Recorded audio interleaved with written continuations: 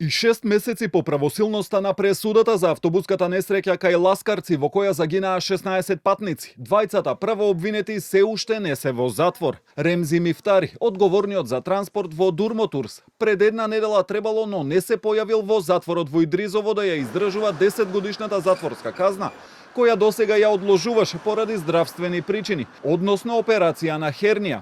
КПУ Идризово во петокот на 7.11.2025 година испрати известување до судијата за извршување на санкциите во Основниот суд Гостивар, дека правосилно осудениот Ремзи Мифтари не се јави за одлежување на казната според дадениот рок во упатениот налог од судијата.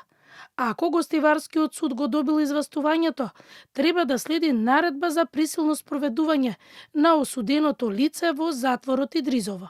Велато таму. Од Гостиварскиот суд за Канал 5 потврдија дека завчера го добиле известувањето од затворот Идризово, но и дека ден претходно од Ремзи Мифтари добиле нова молба за одложување на издржувањето на затворската казна, повторно од здравствени причини. Судијата за извршување на санкциите ја одбил молбата, но Мифтари има право на жалба по која треба да одлучи кривичен совет во судот. Доколку ја отфрли и оваа жалба, а тој не се појави во Идризово, тогаш судијата ќе треба да издаде наредба за негово присилно спроведување.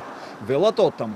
Но освен Мифтари и првообвинетиот газда на Дурмотурс Дурмиш Белули, исто така правосилно осуден на 10 годишна затворска казна, не е во затвор во Идризово и тој од исти здравствени причини го одложуваше издржувањето на казната, а рокот му истекува за една недела.